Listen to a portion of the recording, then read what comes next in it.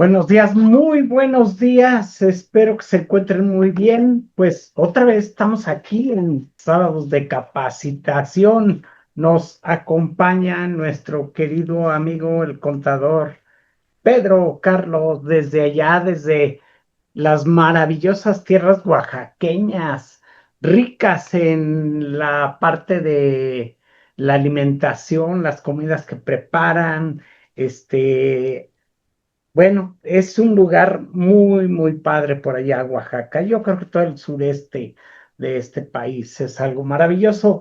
Profe, ¿cómo te encuentras? ¿Cómo está por ahí el clima? ¿Qué tal? Buenos días a todos. Un gusto saludarlos en un sábado más de capacitación aquí con los amigos de PC Solución. Y pues sí, desde acá del sureste mexicano está agradable, agradable el clima, aunque ya que se va acercando el mediodía, pues sí están los calores un poquito fuertes, ¿no? Y yo creo que también por allá por el norte, todo por allá me imagino cómo ha de estar. Sin embargo, pues hay que seguirle, ¿no? Ni el calor nos va a detener para dar cumplimiento a una obligación, que es de lo que vamos a estar hablando el día de hoy, que es la declaración anual, que pues ya está tocando, ya está tocando la puerta, ya nos está ganando el tiempo, pero para eso vamos a platicar un poquito el día de hoy. Ya toca base, profe, y el Ya, problema ya. es que si lo dejamos para el final, no nos la vamos a acabar porque tú sabes cómo se pone la Sí que situación ya al final y luego va saliendo de eso y encima tienes ya la declaración de las personas físicas. físicas, y la moral, bueno, pues a lo mejor la moral ya no son tantas, pero luego ya las físicas, pues se viene la avalancha, Sí ¿verdad? que, Profe, te dejo con tu público y nos vemos al ratito. claro, claro. La voy a presentar por aquí.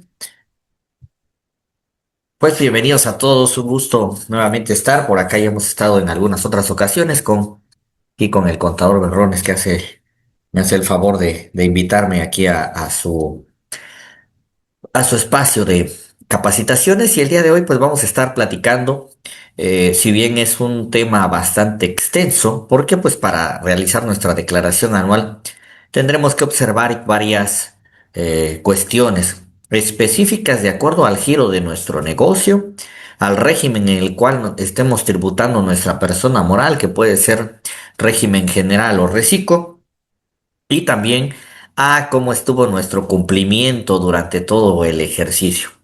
Lo primero que les tengo que mencionar para ya ir adentrándonos en tema es que, si bien es cierto que apenas estamos la primera semana de marzo, la declaración anual, y así nos los han dicho en muchos foros, cursos, se prepara precisamente durante todo el año. Sin embargo, pueden ocurrir algunas cuestiones que no están muchas veces en las manos del contador, sino en las manos del empresario, del cliente, que mueven ciertas cosas y nos obligan a presentar ciertas complementarias. Aquí lo primero que les tengo que hacer de su conocimiento, algunos de ustedes pues ya ha vivido esta maravillosa experiencia de las anuales, es pues prepararnos con ese tiempo, ¿no? Si es posible desde el mes de febrero ya empezar a hacer desde enero ya podemos empezar a hacer nuestros cierres, pruebas necesarias para estar listos para presentar nuestra declaración anual. Y una de las ventajas es que para personas morales nosotros la podemos presentar desde que se libera el aplicativo, que fue por ahí del mes de enero, a mediados de enero, si no mal recuerdo. A finales de enero ya pudimos estar presentando algunas anuales, todo febrero. Si nos agarraron las prisas por ahí, pues ahorita en marzo, ¿no? Esa idea general de que las declaraciones de personas morales se presentan en marzo, pues yo creo que ya quedó rebasada, porque no era así. En realidad, la disposición de ley dice que dentro de los primeros 3 meses, ¿no? Entonces tenemos enero, febrero o marzo como fecha ya límite para presentar nuestra declaración anual. ¿Y qué pasó la semana pasada también? A muchas personas morales, a la mayoría, yo creo que a todas, pues les estuvo llegando ahí su buzón, ¿no? Su recordatorio en el buzón. Muchos clientes nada más ven ahí el mensajito de tienes un mensaje en tu buzón tributario y empieza el signo de alarma, ¿no? Oye, contador, me llegó esto, ¿qué pasó, no? Entramos al buzón y que decía, a algunos les llegó el día de ayer, a algunos les llegó el día de antier. Te recordamos que tienes a más tardar el 31 de marzo para presentar tu declaración anual 2025. Ya nos está avisando el SAT de que nos apuremos a presentar esta declaración anual. Y aproximadamente no hay un fundamento legal para esto que les voy a comentar, pero por la experiencia se está tardando en reconocer ciertas modificaciones en complementarias alrededor de un promedio de 5 a 7 días. Imagínense. Si nosotros tenemos que modificar algunas pagos provisionales, por ejemplo, de enero, marzo, etcétera, nos vamos a ver obligados a esperar. Si yo tengo que modificar por lo menos cinco provisionales en lo que se acumula, estaría yo esperando al promedio de 7 días, prácticamente un mes. Por eso la recomendación de revisar mis pagos provisionales, que es lo primero que vamos a hacer, revisar mis pagos provisionales, en la medida de lo posible presentar las complementarias lo más pronto que se pueda para que se tenga ese tiempo en lo que el aplicativo de la declaración anual nos reconoce los cambios o modificaciones que se hayan realizado. ¿Por qué? En papeles de trabajo, en contabilidad, yo ya puedo tener mis saldos correctos. Sin embargo, declarado no. Y hay información que en la declaración anual yo no puedo mover, yo no puedo editar.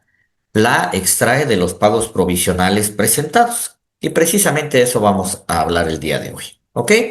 Primero la obligación, pues todas las personas, bueno, el artículo primero de la ley de renta nos da la obligación de las personas físicas y morales. A nosotros nos interesa el día de hoy las morales a determinar o a pagar el impuesto sobre la renta. Aquí me voy a saltar un poquito. Personas morales, el artículo 7 me define o me da una lista enunciativa más no limitativa de lo que son nuestras personas morales, el 7 de la ley de renta, y ahí entrarían todas las mercantiles, las civiles, mucho ojo con las civiles, y aquí hago un paréntesis. Una sociedad civil o una asociación civil, por la naturaleza de su constitución, más que nada, por ejemplo, las ACE, por la naturaleza de la constitución, son no lucrativas y así dice su acta constitutiva, así dice el instrumento notarial, que tienen un fin no lucrativo.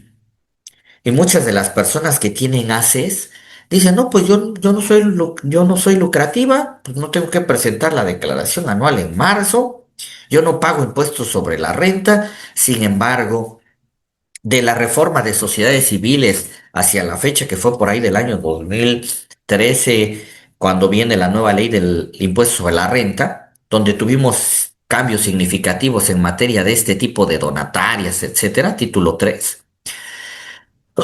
Si tú vas con una asociación civil a inscribirla al SAT, no por el solo hecho de que por naturaleza sean no lucrativas, te las van a inscribir en el título 3. Lo que hace el Servicio de Administración Tributaria es que las inscribe ¿en dónde? En el título 2. Y aquí, aunado a lo que nos dice el artículo 7 de la Ley de Renta, estaríamos en el entendido que aunque sea no lucrativa, tendrías que presentar una declaración del título 2 o en dado caso de un reciclo, ¿vale? Porque también pudiéramos tener unas civiles reciclos. Pero muchas de las veces el propietario, los integrantes de estas asociaciones civiles, y me ha pasado, se los comento por experiencia, me dicen, oye, contador, es que yo no soy lucrativa, ¿por qué me estás diciendo que tengo que presentar una declaración anual? Ah, pues porque cuando te inscribieron en el SAT, te inscribieron en el título 2, por ejemplo.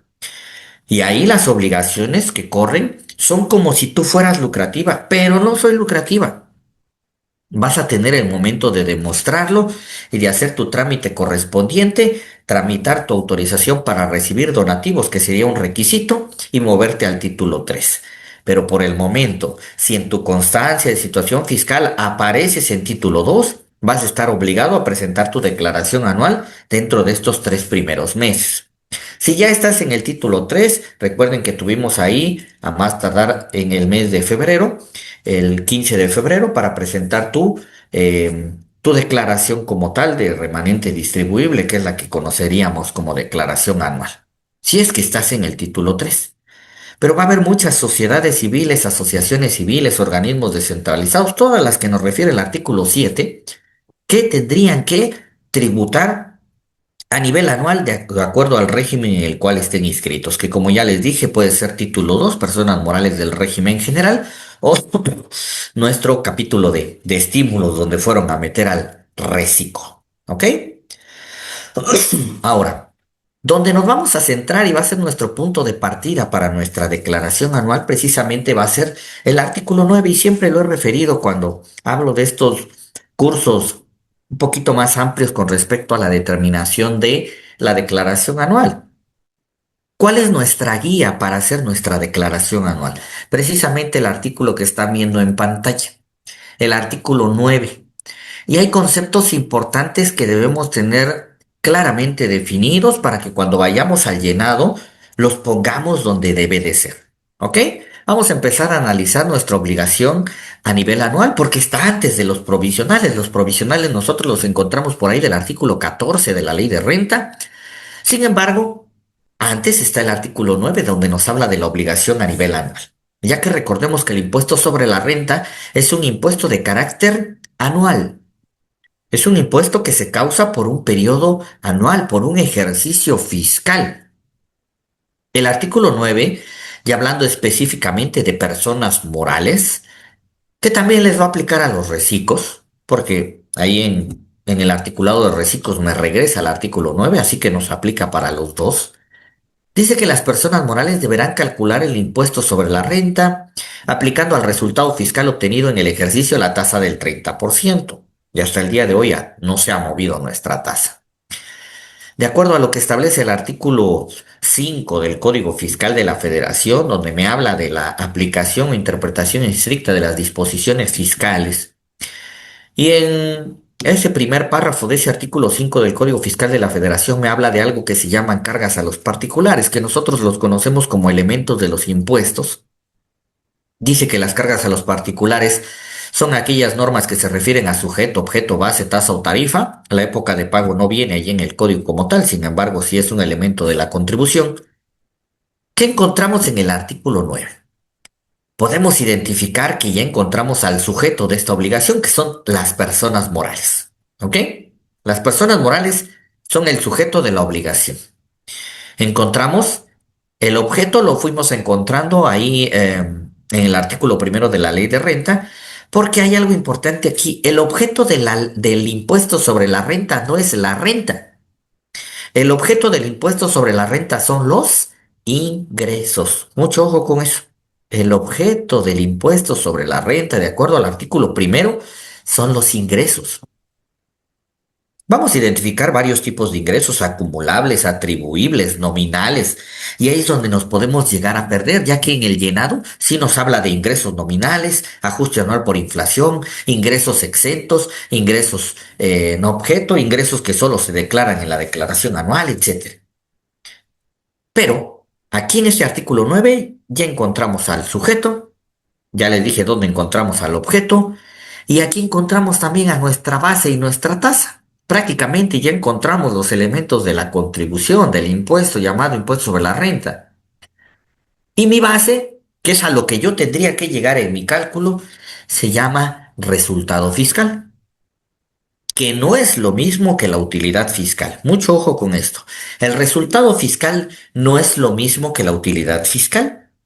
Tienen un punto de diferencia que es el que van a ver entre la fracción primera y la fracción segunda que están viendo ahí en pantalla. ¿Y por qué hago hincapié en que no son lo mismo? Porque son conceptos que nos van a ayudar a determinar más adelante, por ejemplo, el coeficiente de utilidad, donde me habla el artículo 14, cómo se calcula este famoso coeficiente de utilidad. Puede llegar a ocurrir que en mi declaración anual no me arroje impuesto a pagar porque traigo pérdidas fiscales de ejercicios anteriores. Sin embargo, eso no quiere decir que no me genere coeficiente. En una idea general pudiéramos decir, si no pago impuestos sobre la renta en mi anual, no voy a generar un coeficiente. Sin embargo, es una idea errónea, ya que el hecho de que no pague ISR a nivel anual no quiere decir que no se generó una utilidad fiscal. Y he ahí la diferencia o la importancia de diferenciar lo que es utilidad fiscal y lo que es resultado fiscal. ¿Cuál es la base sobre la cual se calcula el impuesto sobre la renta? El resultado fiscal. Y para llegar al resultado fiscal, yo necesito antes calcular la utilidad fiscal. La utilidad fiscal nosotros tenemos la fórmula en la fracción primera de este artículo 9 y aparecen los dos conceptos importantes o indispensables de revisar para nuestra declaración anual. Primer concepto arriba, ingresos acumulables. ¿Qué dice la fracción primera del artículo 9? La utilidad fiscal, ojo, arriba, primero calculamos utilidad fiscal. Todavía no estamos hablando del resultado fiscal. La utilidad fiscal se calculará disminuyendo de la totalidad de los, y les puse allá en negritas, primer concepto importante, ingresos acumulables. Y tendría que ir a revisar mis ingresos acumulables, en qué momento se acumulan. Y ahorita les voy a dar unas consejos ahí o unas advertencias con respecto a cómo lo está rellenando, para que no siempre le hagamos caso al prellenado de tanto de los provisionales como del anual, ya que la autoridad o el robot de la autoridad presenta inconsistencias. No todo lo que ellos dicen es lo correcto, para eso tenemos precisamente nuestra ley del impuesto sobre la renta. El artículo 6 dice que del Código Fiscal dice que las contribuciones se causan cuando suceden las situaciones jurídicas o de hecho previstas en las normas fiscales vigentes.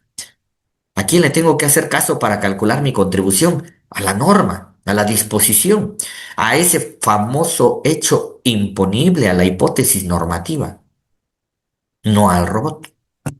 Pero luego nos metemos en problemas por no coincidir con el robot y empiezan a llegar esos correitos, ¿no? Pero ahorita platicamos de eso. Primer concepto entonces, ingresos acumulables. Dato, fundamento, los ingresos acumulables los vamos a ir encontrando por ahí del artículo 16, 17 de la ley del impuesto a la renta, 18 de la ley de renta, para ir a estudiar cuáles son los ingresos acumulables, en qué momento los consideramos acumulables, cuáles son los requisitos y por ahí también me dice cuáles son los ingresos que no se acumulan, obtenidos en el ejercicio. Ya identifiqué mis ingresos acumulables. Ahora le voy a restar mis deducciones autorizadas. Y para este título, las deducciones autorizadas, la lista, ese catálogo de deducciones autorizadas, nosotros las encontramos a partir del artículo 25 de la ley de renta. Y es importante ir a revisar si cumplieron con los requisitos del artículo 27. Y también no revolverlos con lo que dice el artículo 28. Mucho ojo aquí, ¿eh? Les voy a estar hablando así de a dónde vamos a ir a buscar cada uno de estos conceptos para el estudio particular. El artículo 25 me dice las personas morales podrán. Y al decirme podrán, nos está hablando de una facultad de decisión. Nos está hablando de que si quieres. No dice lo mismo el artículo 16. El artículo 16 dice las personas morales acumularán. Ahí no dice podrán acumular. Tenemos algo obligatorio y algo opcional. Las deducciones son opcionales. Las deducciones sí forman parte de la determinación de la base, pero hace ratito les mencioné algo importante. ¿Cuál es el objeto del impuesto sobre la renta? No es el resultado fiscal, no es la renta. El objeto del impuesto sobre la renta son los ingresos. Por eso los ingresos sí son obligatorios a acumular. Las deducciones no. Oye, contador, pero pues ¿quién no va a querer aprovechar las deducciones? Yo te estoy diciendo lo que dice la ley. Es lógico que mientras más deducciones tengas a la empresa le conviene porque va a tener menos base gravable y en consecuencia menos impuestos. Pero si yo no quiero aplicar las deducciones, ¿lo puedo hacer? Claro que lo puedo hacer. Oye, yo no quiero aplicar este año la deducción de inversiones. Pues no la apliques, simplemente vas a perder ese derecho ese año. Oye, yo no quiero deducir este concepto porque me pareció que no es estrictamente indispensable. Tú no lo deduzcas. Oye, ¿y va a pasar algo? La autoridad me va a poder decir, oye, ¿por qué si tienes el CFDI y no lo hiciste deducible? No, porque es una potestad, es una facultad del contribuyente donde dice el artículo 27, 25, perdón, podrán. realizar las siguientes deducciones. Y empieza a hablar de los gastos netos, del costo de lo vendido, de todo el catálogo de deducciones. Ah, pero para que puedas ahora sí restarlo, vámonos a evaluar si cumpliste con los requisitos de esas deducciones, que son los que nosotros conocemos como requisitos de las deducciones establecidos en el artículo 27 de la Ley de Renta. Pero de ahí, los del 28, ojo con los del 28. Los del 28 son los no deducibles por naturaleza. Son los no deducibles por disposición de ley. No son no deducibles porque no cumplieron con algún requisito. Dice, a ver, voy a checar aquí, apenas vi el comentario, Eduardo. Persona moral le debía al banco 1.200.000 y el banco le condonó 800. Esta cantidad es ingresos y para efectos de la declaración sería ingreso fiscal no contable y se dio presentar en provisionales y para efectos de IVA. Claro que es ingreso, Eduardo. Dice, ahorita nos metemos de una vez a la ley.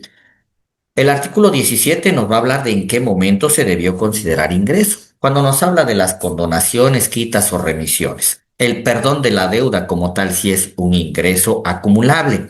Y como es un ingreso acumulable de los que refiere el artículo 16, también, bueno, me voy a adelantar para hacer el comentario, Eduardo. ¿Qué es lo que nosotros declaramos en provisionales, Eduardo? ¿A qué se refiere el artículo 14? ¿De qué me habla estos ingresos? Me habla de los ingresos nominales. Ojo ahí, de lo que nosotros presentamos en pagos provisionales son ingresos nominales. Y ahora me hago la pregunta, ¿y qué cosas son los ingresos nominales? Y el mismo artículo 14 me dice que los ingresos nominales son los ingresos acumulables. A excepción de uno. ¿Cuál? El ajuste anual por inflación acumulable, que se lo determinamos a nivel anual, ahorita precisamente en nuestra declaración anual. Y entonces, si estas condonaciones, quitas, remisiones son ingresos acumulables, también son nominales. Y si son nominales, entran en el artículo 14. Respondiendo a la pregunta, ¿se debieron declarar en provisionales? La respuesta es sí.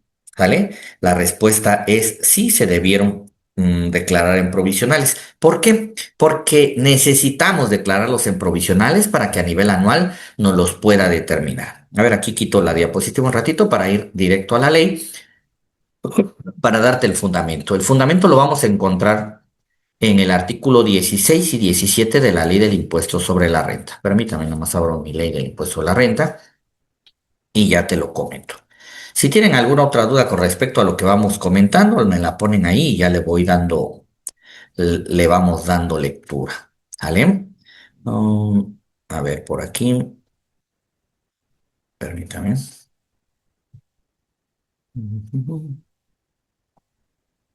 ¿Cómo vamos hasta acá? ¿Todo bien? Dice la fracción, a ver, te lo pongo en pantalla.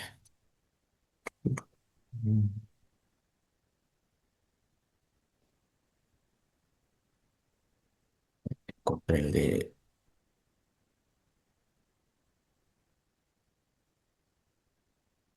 permítame.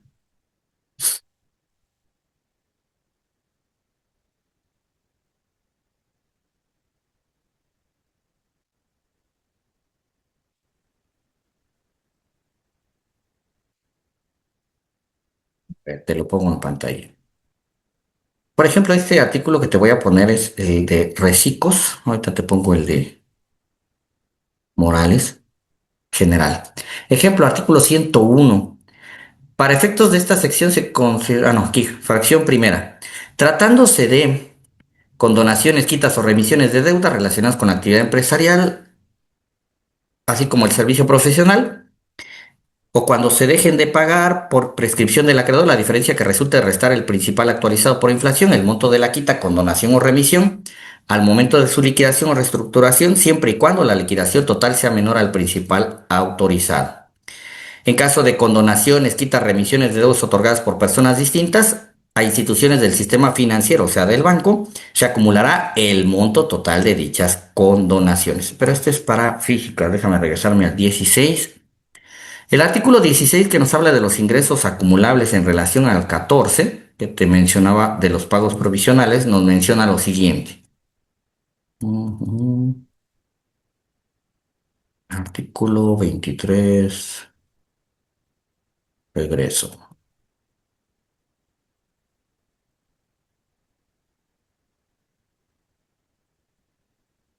Dice, las personas morales residentes en el país, incluida la asociación en participación, acumularán la totalidad de los ingresos en efectivo, bienes, servicio, crédito, ojo, o de cualquier otro tipo que obtengan en el ejercicio, inclusive los provenientes de sus establecimientos en el extranjero.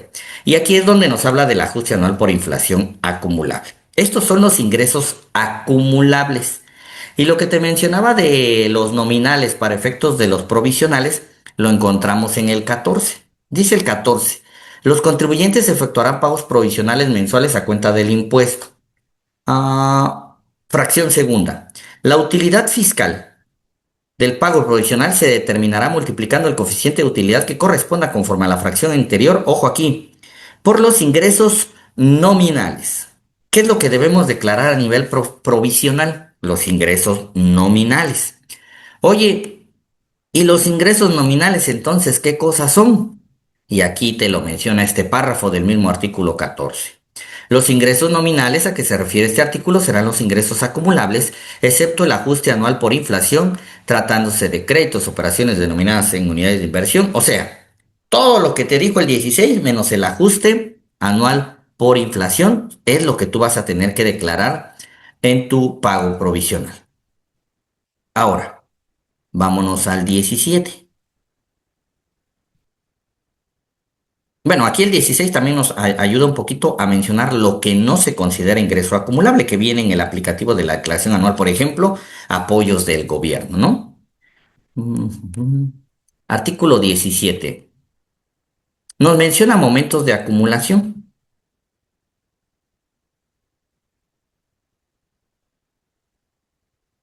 Aquí está. Fracción cuarta.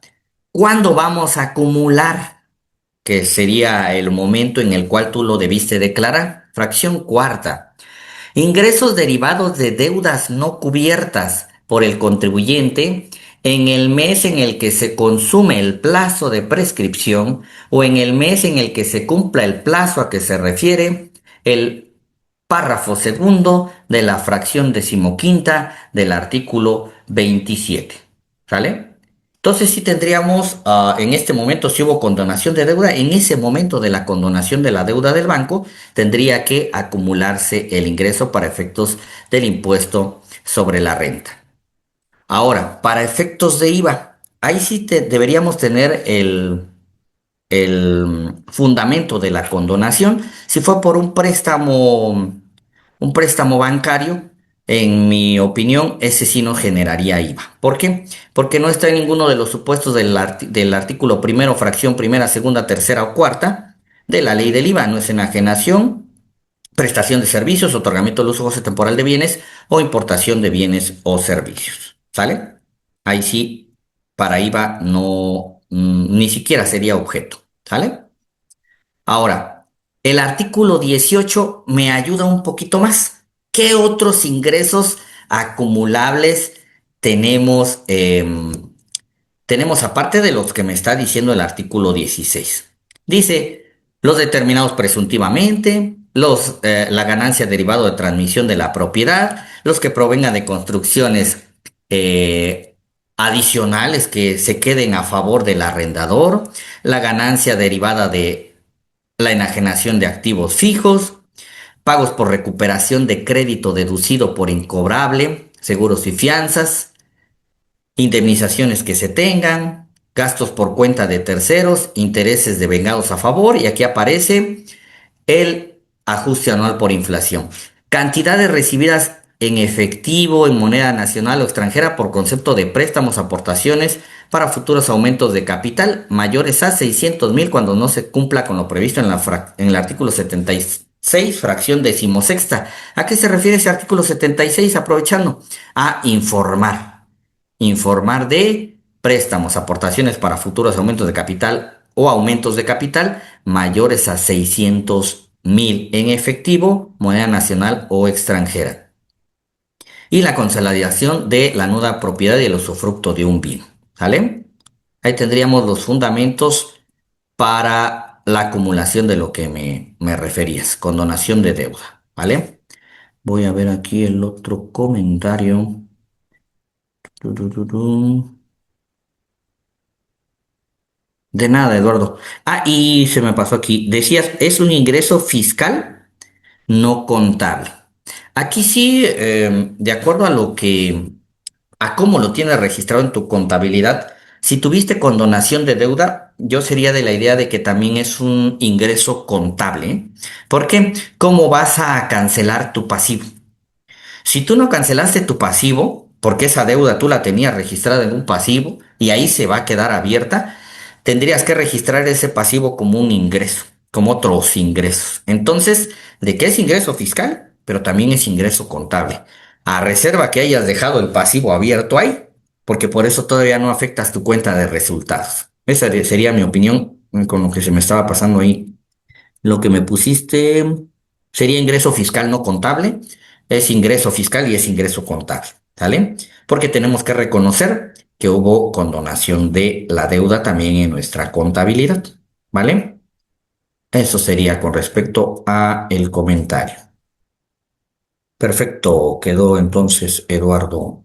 Regresamos acá. Bueno, ya le avanzamos ahí un poquito con los 16, 17 y 18, que precisamente nos habla de la fracción primera, ingresos acumulables.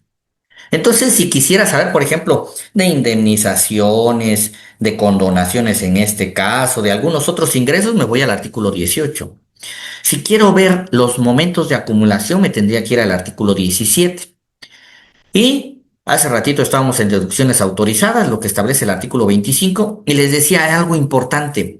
No debemos de confundir, porque para efectos de, en este caso, tanto la PTU, la determinación de la CUFIN, nosotros debemos tener separados los gastos que no se hicieron deducibles por no cumplir requisitos del 27. O sea, a ver si me explico.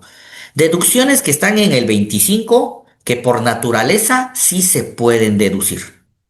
Son deducciones autorizadas, pero les pone un requisito ahí, que cumplan con los del 27.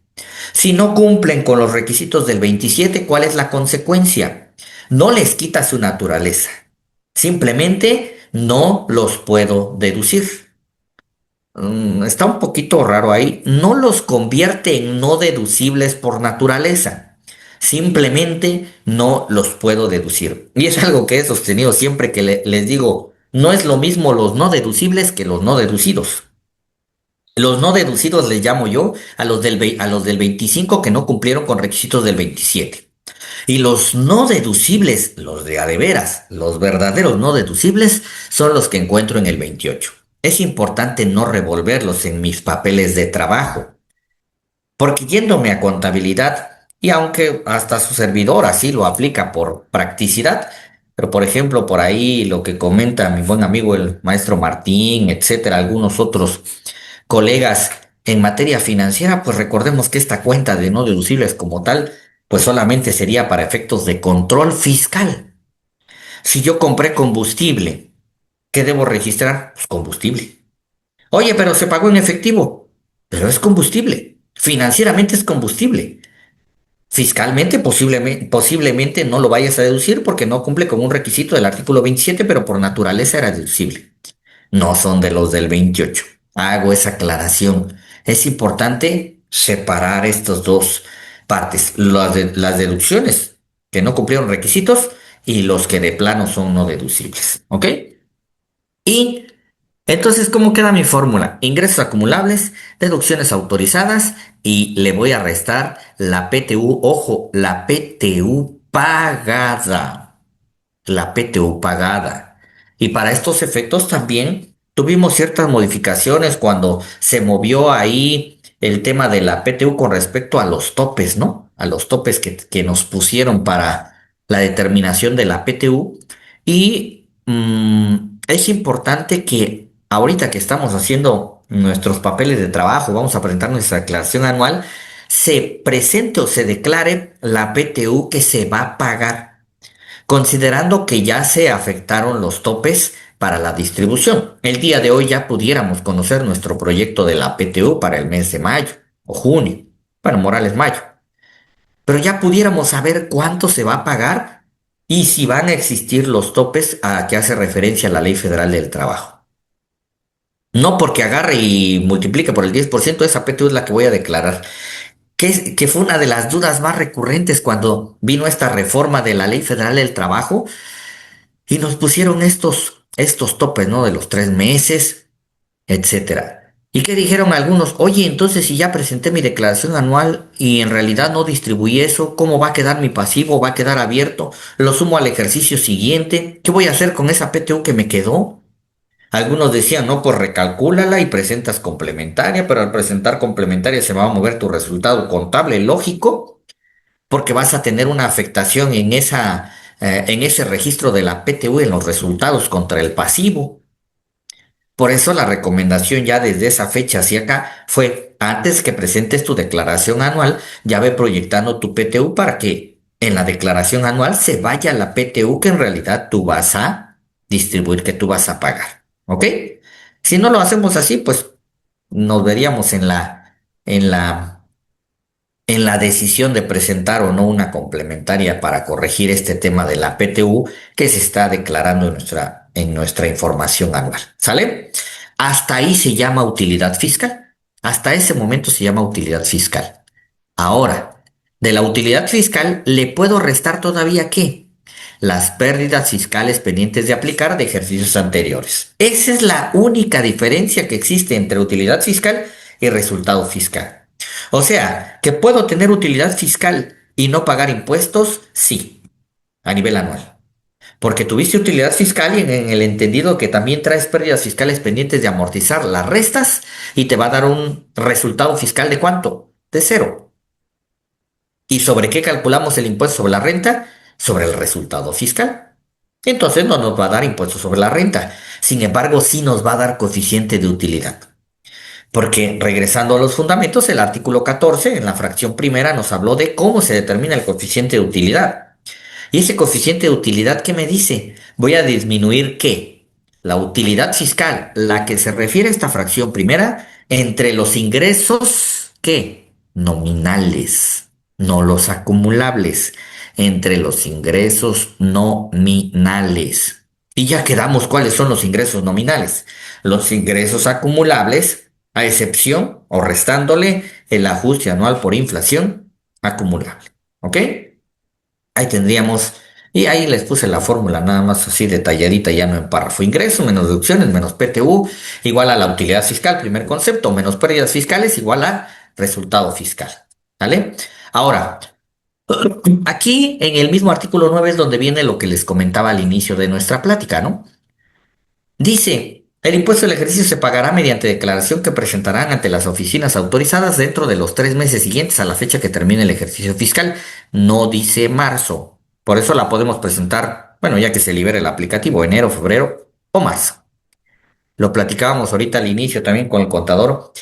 La mayoría de nosotros creo que ya hemos vivido esta experiencia tan, em, esa adrenalina, ¿no? De que entras el 30, 31, bueno, ya ni entras, pues. ¿Por qué? El sistema se va a saturar y son realidades que tenemos que mencionar. Aunque la ley nos diga, oye, fíjate que tienes a más tardar dentro de los 3 meses siguientes. Los 3 meses terminan el 31 de marzo y yo voy a presentar una declaración por ahí el 31.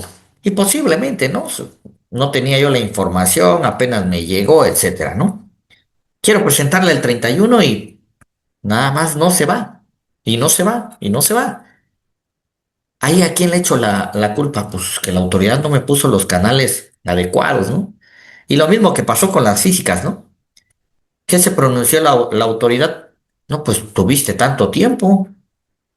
tuviste tanto tiempo para presentarla. En ese sentido, pues yo creo que sí tenemos que salirnos un poquito de lo que dice la disposición e irnos un poquito a lo que pasa en la realidad. Todavía el día de ayer, hoy, la plataforma está funcionando de una manera un poquito más ágil. Sin embargo, es lógico que se va a saturar. Por experiencia les puedo decir que por ahí de la tercera semana ya vamos a empezar a presentar complicaciones. Complicaciones. Y lo que pasó el año pasado, ahorita no me ha sucedido, no sé si alguno de ustedes, ¿no? De que entrabas, la cargabas y se supone que se tiene que guardar. Ahí está, dice guardar ahí el botoncito, ¿no? ¿Qué pasó muchas veces el año pasado, no? Entrabas, la guardabas y decías, no, pues voy a platicar con mi cliente, voy a checar ciertas cosas, etcétera. Mañana la mando ya. Se supone que te la guarda y así dice el sistema. Entrabas al otro día y ¿qué pasaba? Ya no está. Y posiblemente eso vaya a suceder este año también. Así que otra recomendación, cuando la cargues ahí mismo mándala, porque si te vas a esperar al otro día a nada más entrar y mandarla, te puedes llevar sorpresas porque todo lo que ya habías cargado un día antes ya no va a estar. Nos enfrentamos a cuestiones tecnológicas que pues ahí no están en nuestras manos. Ahora, otra situación que tenemos que prever con la cuestión tecnológica, ahorita que estamos hablando de este tema. Tenemos esos plazos para presentar, sin embargo, les decía al inicio, debemos revisar al día de hoy, y todavía nos daría tiempo, que nuestros pagos provisionales estén de manera correcta. Por ejemplo, ahorita, de acuerdo al comentario, ¿no? Oye, es que fíjate que se me pasó declarar por X situación. En diciembre ocurrió algo que no me apareció la factura, por lo que estaba fallando el sistema de descargas, X cosa, ¿no? Y no declaré un ingreso, no declaré un ingreso. De noviembre, vamos a poner. No declaré intereses, porque los intereses también se tienen que declarar en los provisionales, ¿eh? No declaré intereses, no declaré enajenación, ganancia por enajenación de activo, no declaré lo que haya sido, no declaré algún ingreso. ¿Qué tengo que hacer? Ya entré a mi anual y pues ahí no encuentro dónde meterle ese ingreso. Ah, pues porque a nivel anual, ¿de dónde jala, de dónde toma los ingresos acumulables? De los provisionales. Y si tus provisionales están mal, en la anual no vamos a poder moverlo. ¿Qué dice el aplicativo? Presenta complementarias de tus provisionales si es que quieres mover algo. Pero cuando queremos mover algo en provisionales, por ejemplo, en materia de ingresos, sí se pudiera. Pero hay campos que no nos deja mover en los provisionales, por ejemplo, en los reciclos lo que está pasando y lo que un error garrafal que considero que tiene la autoridad y espero les sea de ayuda a ustedes. Ahí les va. No sé si aquí hay algunos que lleven temas de constructoras. Las constructoras tienen ahí un problemón y más que nada los reciclos. ¿Por qué? No me dejarán mentir, en provisionales de reciclos, ¿qué te toma para la precarga? Si emitiste una PPD y de ahí le hiciste complementos, la información que toman los reciclos personas morales para precarga de ingresos y también para IVA es lo del complemento recepción de pago, no es el PPD. Y está bien porque ellos tributan con base en ese famoso flujo de efectivo. Hasta ahí vamos bien. Pero ¿qué pasa con las constructoras que, por ejemplo, tuvieron un anticipo? Luego les pide la dependencia al municipio una PPD de la obra y por cada estimación van haciendo complementos de recepción de pago, porque eso es una forma y es válida. Y de acuerdo a la guía de llenado dice, también le vas a tener que hacer un CFDI de egreso por la amortización de los anticipos. Hasta ahí todo va bien, porque así dice la guía de llenado, y es más, habla de la obra pública. Y de acuerdo a la guía de llenado, que ahí sí no estoy muy de acuerdo, dice que tú hagas un CFDI de egresos por el total del anticipo. Fíjense el problema al que nos vamos a enfrentar con la precarga y después con esas diferencias que votan. Por eso les dice, la autoridad todavía no tiene bien visto cómo funciona o esos errores que está generando su sistema. Ahí les va. La guía de llenado, y chequenla para que vean que no les miento, dice, caso de facturación obra pública, emites el anticipo, luego emites la PPD relacionada con el anticipo y luego emites el anticipo, el CFDI de egresos relacionado con la PPD, matando todo el anticipo. Así dice. Oye, pero ¿y el flujo? ¿El flujo de efectivo? Y luego las constructoras te presentan estimaciones donde van matando poquito a poquito 30% el anticipo. Ahí desde ese momento ya no te cuadró ni el IVA ni el ingreso. Y ahí viene el error más grande que van a encontrar en su declaración anual para reciclos. A nivel anual, esos FDI de egresos, ¿cómo creen que los toma el aplicativo? Esos FDIs de egresos a que hace referencia amortización de anticipo son reducciones al ingreso y el mismo artículo 17 lo contempla. Ahí viene más adelantito en la diapositiva. Oye, ¿esas amortizaciones de anticipo son descuentos, devoluciones o bonificaciones? ¿Cuánto acumulaste en tu provisional? Pues la resta de lo que dice mi estimación menos el anticipo que se amortizó porque el anticipo ya se había acumulado. Y así lo menciona el artículo 17. 14, aquí me voy a ir un poquito más por acá para que vean, ¿eh? Ingresos nominales. Lo que les estoy mencionando está acá, en los momentos de acumulación. Fíjense lo que dice el 17. ¿Cuándo voy a acumular? Y esto no es para constructoras. Esto es para los que enajenen bienes, por ejemplo. Y ahí hasta les puse en negrito el anticipo. O sea, los anticipos se acumulan cuando los recibes, ¿eh? Ojo ahí. Hace ratito mencionaban ingresos fiscales no contables. Los anticipos abiertos deben de aparecer en tu conciliación contable fiscal como un ingreso ¿qué? Fiscal no contable. Y los anticipos aplicados de periodos anteriores deben aparecer como ¿qué? Como ingresos contables no fiscales. No sé si me explico. Vamos a poner ejemplo. Al 31 de diciembre, ahorita de manera general, no hablando de constructoras. Al 31 de diciembre del 2024 se quedaron abiertos en tu contabilidad, no aplicados, anticipos de clientes y en tu contabilidad están en una cuenta de pasivo. ¿Estamos de acuerdo?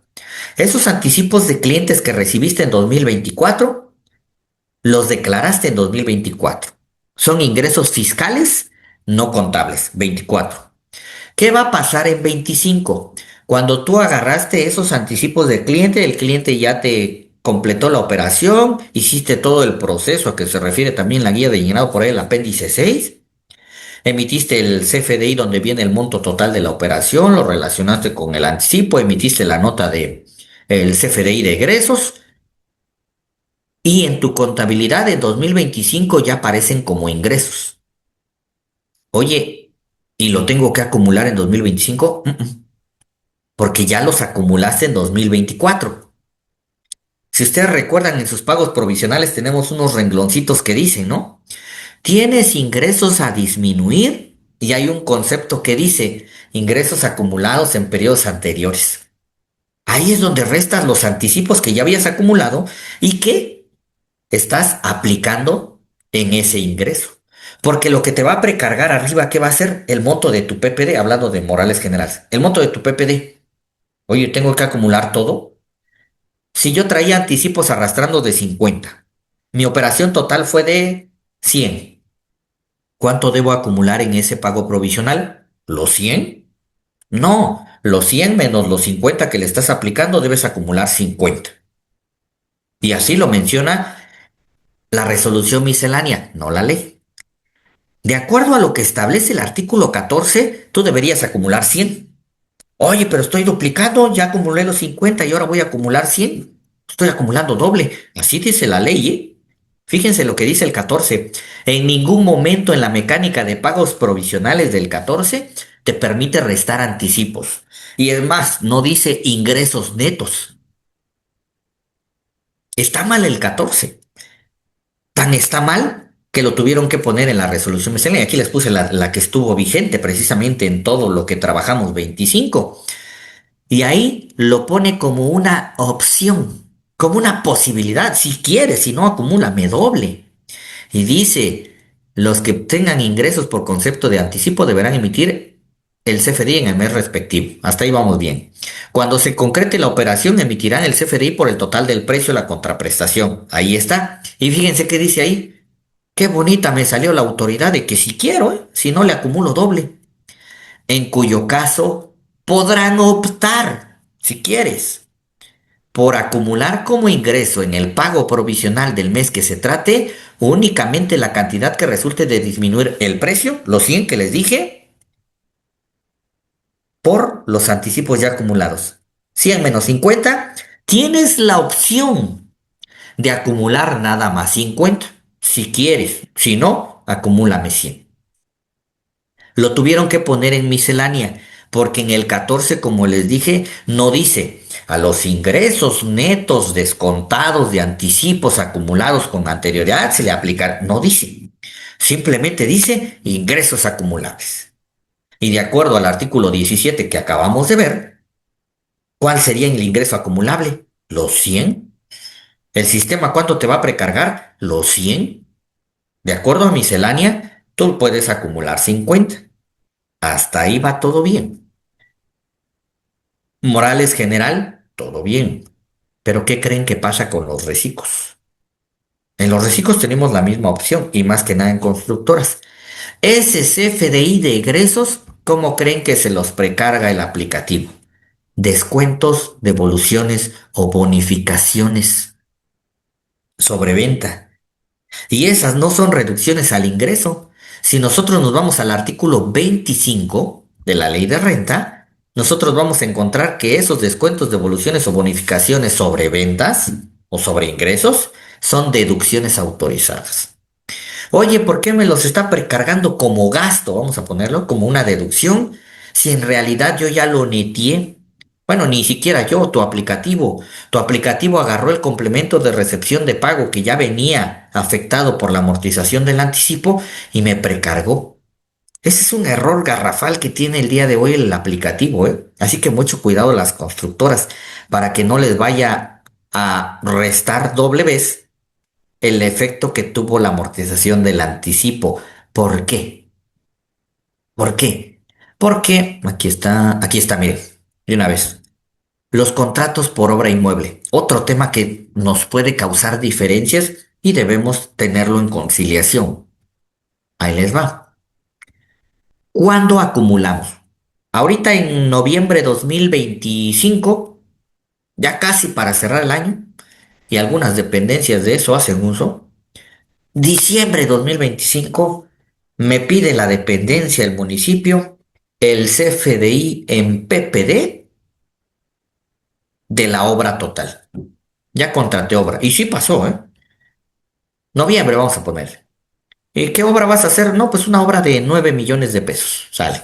Emiten el PPD en noviembre. Dice, oye, pero la primera estimación te la voy a pagar en enero. Hasta entonces te voy a pedir estimación. Ok, está bien. Pregunta. De acuerdo al aplicativo, ya sea persona moral, régimen general, porque para reciclo no vamos a tener problema ahí porque es PPD. Régimen general, si ustedes entran a su aplicativo de pagos provisionales en noviembre, ¿qué creen? Les van a aparecer los 9 millones ya acumulados. Imagínense al constructor, a la constructora que le diga yo como contador, oye, fíjate que, y trae coeficiente, ¿eh? Fíjate que vas a pagar tanto en noviembre. ¿Y por qué, contador? Si todavía en esta obra ni la empiezo, apenas me pidieron la PPD, apenas me dieron el anticipo. El anticipo sí lo debieron acumular, ¿eh? Ese sí.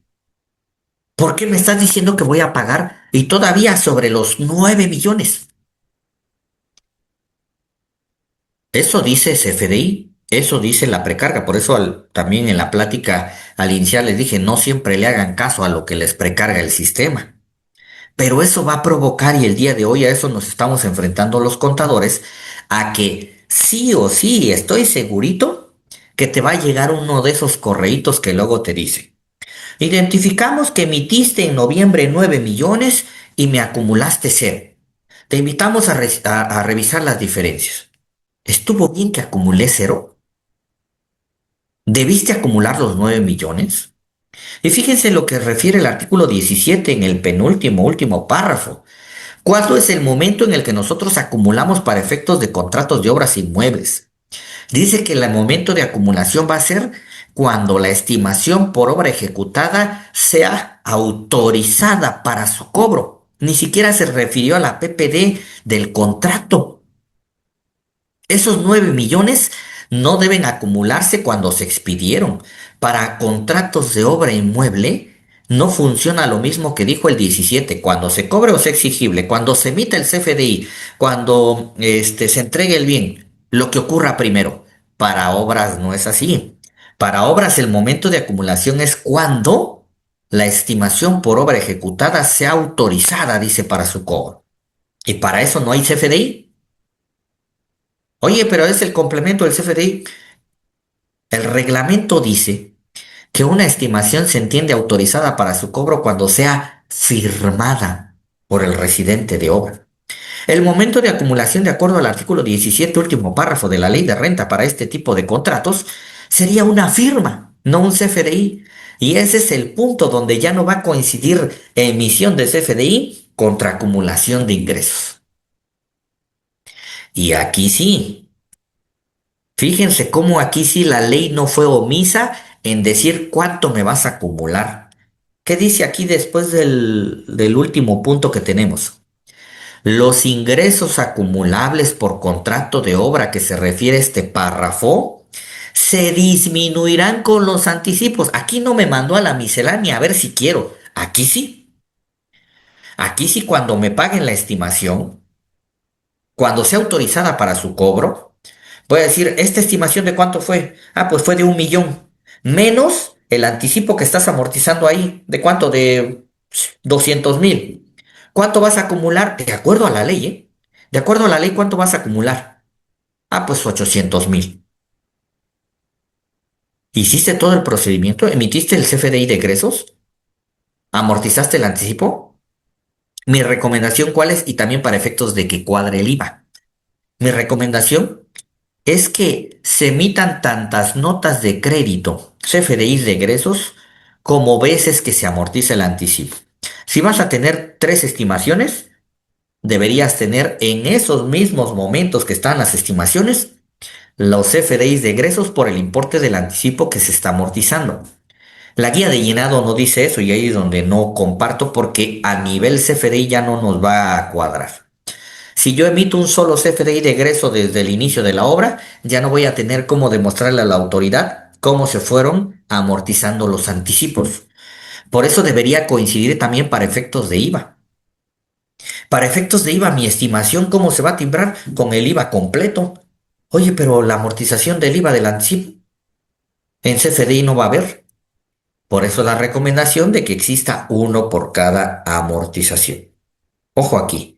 Y aquí también nos metemos en complicaciones a nivel provisional. Por eso, régimen general o cualquier otra actividad, solamente tener cuidado con las aplicaciones de los anticipos y ahí sí, de acuerdo a lo que dice la resolución miscelánea fiscal, no lo que dice la ley. Tengo la opción de restarlos. Restarlos al ingreso, no restarlos en las deducciones. Porque aunque el aplicativo lo tome como un descuento, no es un descuento, es una amortización del anticipo y debe tratarse como tal. Oye, el aplicativo así me lo jaló. Pues ese sí es un error de la autoridad, en dado caso presentar un caso de aclaración. Porque ahí sí, si queremos quitarlo, no nos deja, ya está precargado. Y solamente te dice que vayas a los provisionales si quieres mover algo. Pero en los provisionales tampoco. Entonces ahí sí sería un punto a cuidar con respecto a los contratos de obra. No sé si me expliqué, está un poquito, pues no enredado, pero un poquito específico este tema de las constructoras con respecto a precargas, emisiones de CFDIs y problemas que pasan por ahí también con municipios. El propio gobierno nos pone el pie ahí, más que nada en cuestiones de construcción. A ellos que les interesa simplemente comprobar. ¿Dónde está la repercusión? Hacia el contribuyente. Ejemplo, algo que nos pasa muy común. Ya voy a echar de cabeza a mis autoridades oaxaqueñas, pero ni modos. Yo creo que en los otros estados no pasa. Te piden la dependencia a final del ejercicio y mucho ojo con los cierres de ejercicio. Por eso es importante en diciembre ver qué está pasando con nuestra facturación. Te dicen, oye, fíjate que para meter a trámite tu estimación, te la voy a pedir ahorita en diciembre. Ah, ok. Pues yo qué hago como contador, pues te la mando en PPD, pues todavía no sé si me la vas a pagar. Y así dice la miscelánea también. Y dice la dependencia, no la quiero en PUE. Oye, pero ahí va el contador que se capacita aquí los sábados y le dice, oye, es que si te la emito en PUE, voy a tener repercusiones porque yo mismo le estoy diciendo a la autoridad que ya la cobré.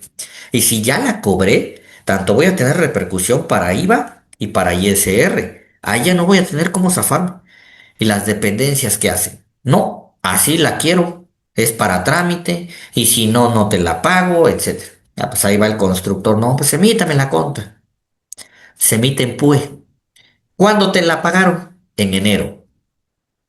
Y en enero ya no te pidió nada la dependencia porque ellos ya la metieron a su trámite, lo único que le liberaron el pago y ya. ¿Para quién se quedó la bronca? Contribuyente. ¿Qué tendría que hacer? En el deber ser, en el deber ser del CFDI, declararlo en diciembre. De acuerdo a las disposiciones fiscales para IVA, declararlo en enero.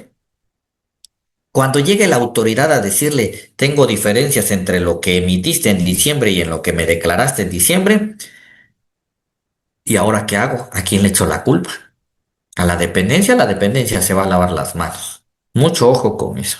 A veces nos piden realizar ciertas cuestiones que ante el contribuyente se le hace saber las repercusiones que va a tener. Sin embargo, nos enfrentamos con bastante tema de ahí de burocrático, pero hay que analizar las repercusiones que tendría la emisión en este caso. Muchas dependencias hicieron eso al 31 de diciembre para comprobar. Pero ¿a quién le dejaron el problema? Al contribuyente. Ahorita en la anual, ¿qué tendríamos que hacer? Acumularlo para no tener esas diferencias. ¿Ok? Ahí está lo del reglamento, miren el artículo 19 de lo de la obra. Para efectos del artículo 17, párrafo segundo y tercero de la ley, se considera autorizado o aprobada una estimación en la fecha en que el residente de supervisión o la persona facultada por el cliente para efectuar la supervisión del avance de obra firme. No dice ni expida CFDI. Ese va a ser el momento de acumulación de la estimación, cuando el encargado de efectuar la supervisión del avance de obra firme. Fíjense, aquí no hay CFDI. Y ahorita que me acuerdo, otro tema también importante para las empresas que es la primera vez que van a presentar declaración anual, está esa pregunta, ¿no? Oye, ¿y dónde meto mis ingresos? Porque no me los precargó. No sé si les ha pasado. Eso sí, hay un renglón que dice ingresos por inicio de actividades, inicio de ejercicio. Ahorita se los muestro ahí. ¿Por qué? Porque de acuerdo al artículo 14 también, en pagos provisionales, nos dice, tratándose del segundo ejercicio fiscal, el primer pago provisional comprenderá los meses, enero, febrero y marzo, los 3 primeros meses, y será trimestral.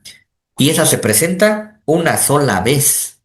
Por eso es que en sus constancias de situación fiscal, en su guía de obligaciones, les aparece declaración trimestral por el inicio del segundo ejercicio fiscal. Quiere decir que van a tener que declarar juntos enero, febrero y marzo. Oye, pero entonces los ingresos del año pasado, los del 2025, que fue mi primer año, mi primer ejercicio, ¿dónde los meto? Porque de los provisionales no me los va a jalar para el anual. Es más, ni provisionales hay, no tengo la obligación. El 14 no dice eso. ¿Y dónde los meto? ¿O no los declaro? Claro que los tenemos que declarar porque posiblemente de esta declaración anual 2025 va a resultar el coeficiente que nosotros vamos a ocupar en donde en esa primera trimestral del 2026 y así nos vamos todo 2026. ¿Vale? Entonces sí se declaran. Hay un renglón que dice ingresos que se declara, que solo se declaran en la declaración anual, que se informan en la declaración anual. Ahí es donde los metemos. Ahí, todos juntos, todos los del año 2025. Y esto que le estoy comentando solamente opera para las empresas, para las personas morales que es su primera declaración anual. Solamente en ese caso. En los demás, sí no los tiene que acumular de provisionales. ¿Ok? Aquí están los otros ingresos. Eso ya le dimos avance hace ratito. El ingreso 18, el artículo 18, intereses de vengados, etcétera. A esto, las cantidades de préstamos, aportaciones para futuros aumentos o aumentos de capital mayores a 600,000 pesos en efectivo. El artículo 25 ya se los había mencionado, las deducciones. ¿Qué deducciones podrán realizar? El costo de lo vendido. Ah, y aquí viene, miren. La fracción primera es a lo que me refería que así está tomando los FDIs de egresos, como una deducción, y no es deducción, es una resta al ingreso, es una amortización del anticipo. ¿Ok? Vamos a ver aquí. Si la empresa no tuvo ingresos en 2025, pero se apertura en 2025, ¿aún así se presentan los provisionales? No. Si inició en 2025, no. Si no tuviste nada de ingresos, sí tendrías que presentar tu anual, ¿eh? Ojo, la anual sí se presenta. Pero si tú no tuviste nada de ingresos vamos a poner, la abriste, la aperturaste en junio, de junio a diciembre no tuviste ingresos, ni en la anual pues no vas a tener nada que informar, lógico, no te va a resultar un coeficiente, ni siquiera enero, febrero presentarías del 2026. ¿Cuál sería tu primer declaración que vas a presentar? La trimestral del segundo ejercicio fiscal. La trimestral que comprende hasta marzo, que la presentas en abril. ¿Sale?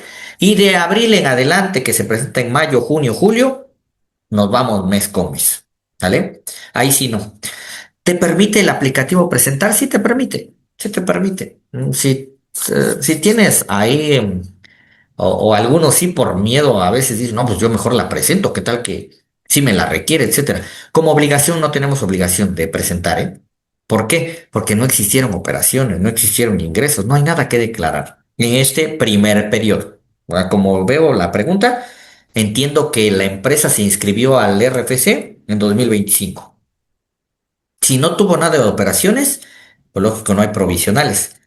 Si no hay provisionales, porque no traíamos ni coeficiente, no hay pagos provisionales, no hay nada. Ah, pero ¿qué va a pasar si por ahí de noviembre o diciembre tuviste ingresos? Dices, ¿esos los declaras provisionales? Tampoco tendrías la obligación. ¿Dónde sí los vas a declarar? En la anual. Eso sí, los tienes que declarar en la anual.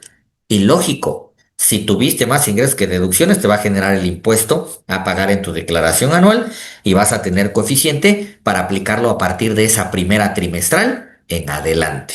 Así que también hay que concientizar al contribuyente. Por ejemplo, si te resultó coeficiente en 2025 y luego viene enero, febrero y marzo, presentas la trimestral con ese coeficiente, luego dice el contribuyente, oye, ¿por qué tanto? Ah, mira, te voy a explicar que en este primer pago estás pagando el impuesto de enero, el de febrero y el de marzo juntos. Por eso posiblemente se te haga un poquito grande el impuesto. A partir de abril ya vamos a ir pagando mes con mes. Esa es la repercusión de la trimestral, que si hay coeficiente y hay ingresos, el pago es trimestral. Pagas lo de 3 meses juntitos. ¿Vale? Dice, quieren disolverla ya. Tendrían que enviar contabilidad electrónica también, o ya no tuvieron nada de ingresos. La recomendación, enviar contabilidad electrónica, ¿vale? Si es régimen general, no, bueno, al día de hoy todas se envían contabilidad electrónica, por ahí hay ciertos supuestos en los que las asociaciones religiosas son las únicas que tienen opción ahí de no, pero todas, ¿eh? Por ahí en algún momento alguien me preguntaba, oye, ¿y una AC tiene que enviar? Sí. Oye, pero es no lucrativa. Eso es para efectos del impuesto a la renta. También envían, todas envían, a excepción de los reciclos por facilidad de miscelánea. ¿Eh? Los reciclos morales o físicas por la miscelánea fiscal los exenta, vamos a poner ahí, de enviar la contabilidad electrónica y de presentar la DIOT. Si no tuvo operaciones, pero ¿qué sí tuvo? Capital. Por lo menos el capital deberías informar, ¿eh? Entonces, la recomendación para el cumplimiento de la obligación, porque la obligación sí la tenía, de enviar contabilidad electrónica, si no era reciclo, la recomendación envían contabilidad electrónica y si ya la quieren, si ya la quieren disolver, pues inician su proceso de disolución y liquidación. O si no la quieren poner en stand-by ahí, recordemos que todavía tenemos la facilidad de suspenderla por 2 años con prórroga de uno. Entonces pudieran ocupar esa facilidad que todavía tenemos en la resolución miscelánea. ¿Sale? Pero de que sí presentan, porque ¿qué va a pasar? En el proceso pueden llegar multas. Ahí sí no los exenta de que en el proceso de disolución o liquidación diga la autoridad, pues ya ven que estuvieron mandando ahí multas, comunicados de los que no hayan presentado contabilidad electrónica y vámonos, ¿no? ¿Por qué? Oye, pero no tuve operaciones, no tuve nada. Estabas obligado. Estás obligado a presentar contabilidad electrónica y ahí no te salvas, ¿sale? Esa sería la recomendación ahí. Ahora, bueno, el 25 les decía es nuestro catálogo de deducciones. Mucho ojo ahí con las inversiones, créditos incobrables, pérdidas por casos fortuitos. Aquí, en la fracción sexta, algo que mencionar. Este es comentario personal, y por algunos otros comentarios que he escuchado. Dice las cuotas a cargo de los patrones pagadas al Instituto Mexicano del Seguro Social. Solamente serían las cuotas patronales. Y aquí nos vamos a encontrar con otro problema en precarga. Por eso no le hagan mucho caso a la precarga. Y en reciclos peor. ¿Qué te precarga? ¿Qué te precarga en reciclos personas morales si es que tiene IMSS? ¿Qué te factura el IMSS? ¿La pura cuota patronal o todo lo que pagas? ¿Ustedes creen que el IMSS se va a andar metiendo en separar lo que le correspondió al patrón y la parte obrera? El IMSS dice, a mí me pagaste 5,000, te facturo 5,000. Y en la precarga del sistema del SAT, ¿cuánto te va a aparecer en CFDIs de gastos recibidos? De CFDIs tipo ingreso recibidas. Pues todos tus CFDIs de gastos, compras y los 5,000 del IMSS. Ah, pues ya me lo precargó la autoridad. La cuota obrera, la que tú le quitaste a tu trabajador, ¿es deducible para ti? No, pero la precarga dice que sí. Pero abajito tenemos un reglón que dice menos gastos no deducibles. La cuota obrera no es deducible, pero está facturada. Cuando hagamos una conciliación CFDIs contra deducciones, ¿qué nos tendría que sobrar? La parte obrera que sí está facturada. Mucho ojo ahí, ¿eh? Porque el IMSS, les digo, no se va a andar preocupando por separarnos los que sí es deducible para ellos. Nos facturan todo lo que recibieron y se acabó. Los recargos. Pero ¿de quién es la obligación de separar estas partes? Precisamente por lo que menciona la fracción sexta. De nosotros. ¿Sale? De nosotros para que no porque la precarga viene así. Ah, pues así lo precargó. Hacemos deducible todo. ¿Vale? Mucho cuidado ahí con las cuotas del seguro social. ¿Cuáles cuotas obreras sí serían deducibles? Las de los trabajadores de salario mínimo, porque esas sí son a cargo del patrón. Los trabajadores superiores al mínimo no son a cargo del patrón. Si las absorbe el patrón, no son deducibles, porque la fracción sexta es clara. Cuotas a cargo de los patrones. Y las únicas que tiene a cargo son las patronales y los de trabajadores de salario mínimo por disposición de la ley del Seguro Social. Solamente. ¿Sale? Ahora, anticipos de gasto. Otro tema que también debemos cuidar a nuestro cierre. ¿Los anticipos de gasto son deducibles? Los de gasto sí, los de compra no. Para personas morales régimen general, ¿eh? Los anticipos de un gasto sí son deducibles con cierto requisito. Dice siempre que se cumpla el requisito de la fracción 27, fracción decimoctava de esta ley. ¿Y qué nos dice ese requisito? Que sean aplicadas a más tardar en el ejercicio posterior. O sea, si en 2025 tú diste un anticipo de gasto, te lo facturaron como anticipo y se aplicó ahorita en marzo del 2026, dices, ¿cuándo lo hago deducible? ¿En marzo que se aplicó? ¿O puedo hacer deducible el anticipo de ese gasto en 2025? Sí, lo puedes hacer deducible en 2025, pero siempre y cuando haya sido un anticipo de gasto. Si fue anticipo de compra de mercancía, no. Y es más, está establecido en el artículo 28 que esos anticipos a las compras no son deducibles. ¿Por, ¿Por qué no son deducibles? Porque las compras son deducibles, ojo, para régimen general, vía costo, vía costo de lo vendido, no vía anticipo. Pero los anticipos de gastos, mucho ojo, sí son deducibles. Otra consideración ahorita, hablando de algunos requisitos importantes para la deducción. La nómina. He encontrado, en un día me encontré a una persona que me dijo, oye, es que esta nómina no va a ser deducible porque son tantos trabajadores y yo pago de nómina más de 100,000 pesos. Y por ahí me dijo alguien que si es mayor a 2,000 pesos lo que ganan, pues debe ser en transferencia, cheque, etcétera, ¿no? Y yo toda la nómina la pago en efectivo. Toda la nómina se puede pagar en efectivo y es deducible. Respuesta sí. Le aplica el requisito de la fracción tercera del artículo 27, que es donde hace referencia a los 2,000. Sí le aplica. Claro que le aplica.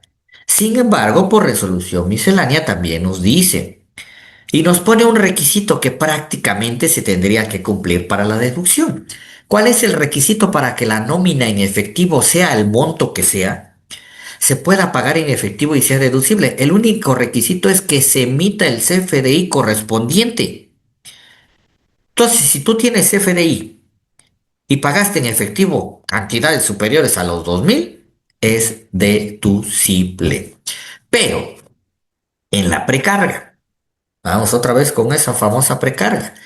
Y también hablando de uno de los requisitos a que se refiere el artículo 27 para deducciones autorizadas, dice en materia de retención y entero, haber cumplido en tiempo y forma. Si tú pagaste salarios, retuviste el impuesto sobre la renta y no lo enteraste, en el estricto sentido, toda esa nómina que te provocó un ISR retenido que no has enterado, no es deducible. Y para reciclos así te lo pone. ¿Qué te dice cuando te precarga ahí los gastos de nómina o los gastos de retenciones de reciclos o los gastos de retenciones de arrendamiento de servicios profesionales? Porque ya no los precarga de acuerdo a las declaraciones que ya hemos presentado. ¿Qué dice ahí? Solo periodos pagados. Así que el aplicativo solamente te va a considerar deducible, ahí sí. Si tú en diciembre, vamos a ponerle, este, pagaste honorarios, retuviste ISR, retuviste ISR. No lo pagaste en enero, no lo pagaste en febrero. Ahorita en marzo no has pagado ese ISR retenido de los honorarios que fueron 100,000 de diciembre. ¿Qué crees? Esos 100,000 no te van a aparecer precargados como deducciones, porque en el estricto sentido, y ahí sí está bien el aplicativo, no son deducibles. Así que si tienes retenciones pendientes de enterar, lo ideal sería que al 31 de diciembre, a reserva de las propias de diciembre, o al 17 de enero del próximo año, del año de cierre al enero siguiente, todas las retenciones estén efectivamente pagadas, para que precarga no las considere y para que cumplamos con el requisito del artículo 27.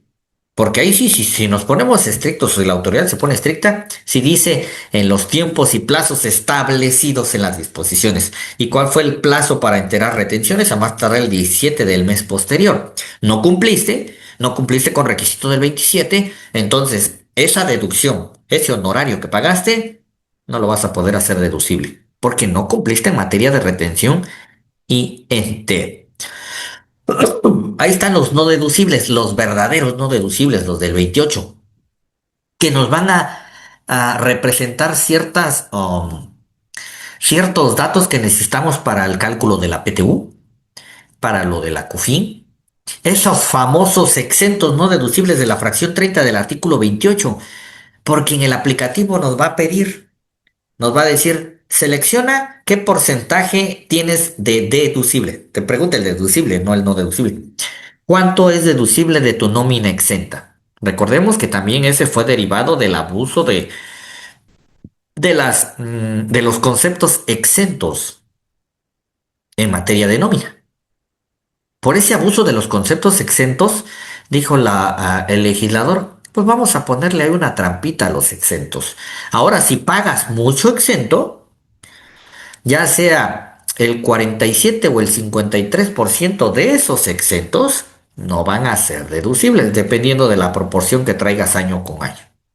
No van a ser deducibles. Así que si ya sabes tú, si pagas mucho exento, vas a perder por ahí deducción. Ese exento no deducible también se va a ver repercutido ahí en nuestro cálculo de la CUFI, ¿no? Y también para efectos de la PTU. Esos no deducibles del artículo 28. ¿Qué no son deducibles? El pago del ISR, los gastos e inversiones en la proporción que representen los ingresos exentos. Si tenemos ingresos exentos respecto a ingresos totales, en la misma proporción no van a ser deducibles los gastos o inversiones. Subsidio para el empleo que se entregue. Recordemos que derivado de la reforma del nuevo decreto del subsidio para el empleo del año pasado, del mes de mayo, ya no existen cantidades a entregar de subsidio para el empleo, así que ese parrafito segundo prácticamente ya no lo deberíamos de aplicar. Ya no debes tener en contabilidad subsidio al empleo entregado. En tus FDIs lo único que debe aparecer es subsidio al empleo causado. No se te vaya a ocurrir timbrar subsidio al empleo, ¿eh? Bueno, los sistemas de nómina pues ya están diseñados también para evitarnos ese tipo de errores. Pero por si traes ahí timbrado o en tu contabilidad subsidio para el empleo efectivamente pagado, ahí sí andamos un poquito mal. Hay que revisar, ¿sale? Obsequios, atenciones, gastos de representación, viáticos, esos famosos viáticos, en una faja dentro de los 50 kilómetros, pues no serían deducibles. Los pagos del IVA, por aquí en la PTU. Ah, aquí está lo de los anticipos. Esto quería llegar. Fíjense cómo les dije hace ratito, los anticipos de gastos sí son deducibles, pero los anticipos de compras no son deducibles. Y ahí está la fracción 28ª. No son deducibles los anticipos por adquisiciones de mercancías, materias primas, productos semiterminados o terminados, o por los gastos relacionados directa o indirectamente con la producción o la prestación de servicios. Así que anticipo de compras de mercancía, vía costo. Y ahí está la fracción 30. No son deducibles los pagos que a su vez sean ingresos exentos para el trabajador en la cantidad que represente el 53 o el 47, ¿sale? Por ciento. Cuando las prestaciones otorgadas por los contribuyentes a su vez sean ingresos exentos para dichos trabajadores. ¿Cómo nos podemos asegurar de esto? Descargando nuestros timbrados de nómina o haciendo uso de esta herramienta llamada visor de nómina para el patrón. Ahí va a venir el resumen, cuánto ingreso total, cuánto ingreso exento y por diferencia nuestro ingreso grabado. Ahí también nos puede ayudar a revisar nuestro ISR retenido, ya sea de manera mensual o de manera anual. Nos va a decir, durante todo el 2025 tuviste ISR retenido de tanto, ISR enterado de tanto, diferencia tanto, para que tengamos la plena seguridad de que está enterado todo el ISR, porque ya les dije cuál va a ser la consecuencia de no haberlo enterado, perder la deducción, en estricto sentido. El artículo 27 nos da pues nuestros requisitos de las deducciones, la mayoría ya los conocemos, ese famoso monto de los 2,000 pesos, estricta indispensabilidad, etcétera. Pero el que me interesa ver es aquí está. Ojo aquí, mucho ojo aquí. Fracción octava. Que tratándose de pagos que a su vez sean ingresos de contribuyentes, personas físicas, ¿cuáles? Todos, todos. Así que revisa tu balanza. Si en tu balanza de comprobación al 31 de diciembre del 2025 tú traes proveedores o acreedores personas físicas, bueno, acreedores, bueno, proveedores de gastos también, proveedores, no solo mercancías, proveedores o acreedores que se generaron por gastos, personas físicas, esos no son deducibles en el ejercicio en el que están registrados. Esa famosa llamada provisión, que está mal la palabra, digamos, pero es que fíjate que en diciembre me emitieron una PPD, es más, el contador me emitió su PPD ya para facturarme los honorarios de diciembre, pero yo se los pago en enero. ¿Esos honorarios son deducibles en diciembre? Porque el contador es persona física, ¿ok? Todo lo que quedemos a deber a las personas físicas, de acuerdo a la fracción octava, no es deducible en ese ejercicio. Va a ser deducible hasta que sean efectivamente pagadas, porque ese es el requisito. ¿Quiénes más? Los contribuyentes a que se refieren los artículos 72, 73, 74 y 196 de esta ley. ¿A quiénes se refieren? Coordinados, sector primario. Todos estos tienen algo en común. ¿Qué es ese algo en común? Que tributan con base en flujo de efectivo. Y esto es la famosa simetría fiscal. Dice la autoridad, si ellos no acumulan, ¿tú por qué deduces? ¿Cuál va a ser el requisito para que tú puedas deducir? Ellos ya debieron acumular. Tú no puedes deducir y ellos no acumulan porque se rompe la simetría fiscal. Y el requisito dice, estos solo se deduzcan cuando hayan sido efectivamente erogados. Así que a revisar todas nuestras cuentas por pagar. Si tenemos cuentas por pagar ¿de qué? De personas físicas o personas morales que tributen con base en flujo de efectivo, pero ojo con la fracción octava, aquí hubo un problema. Se les olvidó meter a los recicos. Deberían de estar aquí y no están. No están los recicos. Y los recicos, personas morales, tributan con base en flujo. Debieron estar los recicos y se les olvidó en la reforma. En el deber ser, aunque ahí sí la ley no lo dice, si yo le quedé a deber a un reciclo, persona moral, le quedé a deber por un concepto de gasto, en el deber ser, y lo aclaro, no lo debería hacer deducible, pero ¿lo puedo hacer deducible? Claro. Oye, pero no le he pagado. ¿Y dónde dice el requisito que le hayas pagado? Lo debería decir en esto que estás viendo, pero no lo dice. Así que pudieras hacer deducible un gasto que se queda de ver a un reciclo persona moral, sí, pero por error de la disposición. Siendo conservadores, si no lo necesitas, yo te diría, no lo hagas deducible, porque si estaríamos rompiendo este, esta simetría fiscal, ¿sale? Ahí sí se los dejo a consideración o a decisión, pero les doy el punto. En la fracción octava no metió a los reciclos, no están. Y la otra que me interesa también ver es la fracción décimo octava. ¿Qué dice aquí? Requisito en temporalidad. ¿Cuánto tiempo tienes para recabar los requisitos? Dice que al realizar las operaciones correspondientes o más tardar el último día del ejercicio se reúnan los requisitos que para cada deducción en particular establezca la ley. Tratándose del comprobante fiscal, ahí sí, el CFDI, este se obtenga a más tardar el día en que el contribuyente debe presentar su declaración. Esto en realidad ya no puede pasar. Hasta ahí yo entiendo de que, por ejemplo, ahorita todavía lo puedo obtener. Ahí dice, pero en el segundo párrafo ya me limitó esto. Respecto de la documentación comprobatoria de retenciones y pagos a que se refieren las fracciones 5 y 6, que es donde viene efectivamente pagadas las retenciones, los mismos se realicen ¿en dónde? En los plazos que al efecto establecen las disposiciones fiscales. Esto es lo que les decía, si no pagaste las retenciones en los plazos que dice la ley, en estricto sentido, esas erogaciones, esos gastos no deberían ser deducibles. Ahí el aplicativo sí te los considera, aunque los hayas pagado después, eso sí te los considera. y la documentación comprobatoria se obtenga en dicha fecha. Tratándose de declaraciones informativas a que se refiere el artículo 76, 32, fracción 5, 8 de la ley del IVA, estas se deberán presentar en los plazos que al efecto establece el artículo 76. Y viene el problema aquí. Además, la fecha de expedición de los comprobantes fiscales de un gasto deducible deberá corresponder al ejercicio por el que se efectúa la deducción.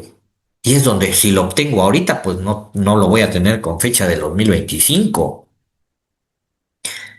Pero esta es una regla general. Va a haber casos en los que no se puede. ¿Cuál? Anticipos. ¿Qué fecha va a traer tu gasto? 26, porque en el 2026 ocurrió el gasto. ¿Y tu anticipo dónde lo hiciste deducible? 2025. Oye, pero entonces cuando presentes el anual de 2026 vas a poder hacer deducible este gasto? Ya no, solamente la diferencia. Ojo ahí, no todo lo que encuentres facturado como gasto va a ser deducible en ese periodo porque posiblemente ya trajo anticipos. Y aquí está lo del anticipo, precisamente tratándose de anticipos por los gastos que se refiere a la fracción 3 del 25. Estos serán deducibles en el ejercicio en el que se efectúen, siempre y cuando que se cuente con el CFDI y con el comprobante que apare la totalidad de la operación a más tardar el último día del ejercicio siguiente. No podemos tener abierto un anticipo 2 años, ¿eh? La condición es, diste un anticipo de gasto en 2025, tienes todo 2026 para aplicar. Si no lo aplicaste en 2026 y lo vas aplicando hasta 2027, ese anticipo no era deducible en 2025. Vas a tener que corregirlo, porque solamente como requisito tenemos el próximo ejercicio para poder aplicarlo y obtener el comprobante del gasto al cual fue aplicado. ¿Ok? Y la deducción de inversiones, pues con los porcientos autorizados ahí, de acuerdo a lo que nos menciona el artículo 31, ¿sale? Ahí comparado con lo que es la NIF C6, propiedades, planta y equipo, y haciendo el comentario de que contablemente hacemos depreciación, fiscalmente deducción de inversiones. No tienen que coincidir, no deberían de coincidir. No debemos depreciar con base en porcentajes, ¿eh? Su depreciación contable, que siempre es contable, no debe calcularse con base en los porcentajes fiscales. Son cosas totalmente distintas. En tu contabilidad, ¿qué debes reconocer de acuerdo a lo que establece la NIF C6 para el cierre de tu estado financiero, que es el que vas a declarar en anual? Deberías tomar en cuenta los siguientes aspectos. El costo, el valor de entrada. Luego, la vida útil. Luego, el valor residual. Para que distribuyas el costo depreciable, que es costo menos valor residual, entre la vida útil de ese activo. Esa es tu depreciación.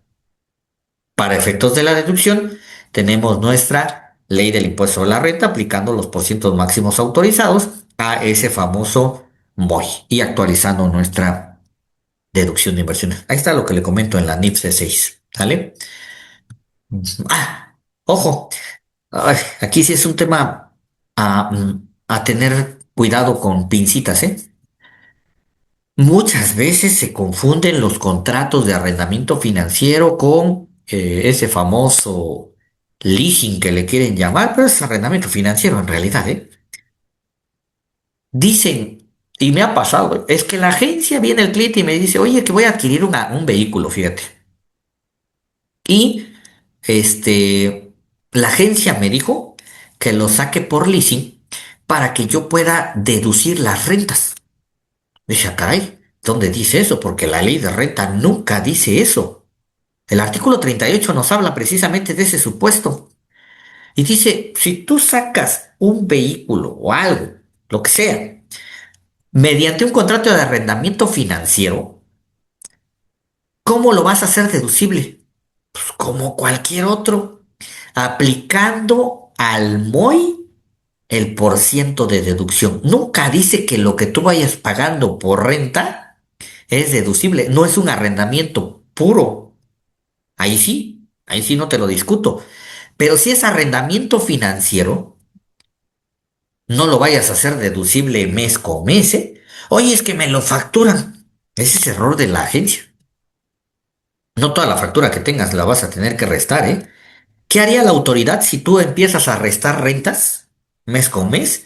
Llega, te revisa la autoridad, te va a aplicar el artículo 38 y ocho y te va a decir, este vehículo no era deducible o esta maquinaria no era deducible mediante rentas, ya que este contrato es un contrato de arrendamiento financiero y de acuerdo al artículo 38 es deducible como cualquier otro activo, con la aplicación de los porcientos máximos. Oye, pero ¿cuál es el valor de adquisición? Porque no lo estoy adquiriendo, lo estoy rentando. Y para eso me ayuda la ley de renta y dice que será el valor del bien que se estipule en el contrato. Ahí dice, tratándose de contratos de arrendamiento financiero, el arrendatario considerará como monto original de la inversión la cantidad que se hubiere pactado como valor del bien en el contrato. Ahí está. Así que no nos vayamos con la finta de que me lo vendieron así de que voy a poder hacer deducibles las rentas.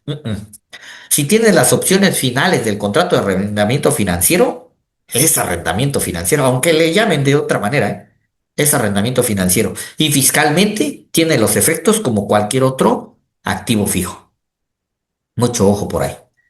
Costo de lo vendido, el costo de las mercancías que se enajenen, el método de evaluación que nosotros eh, hayamos elegido, promedio, identificado, el sistema para la asignación del costo, costos históricos, costeo absorbente, que nos va a pedir esos datos.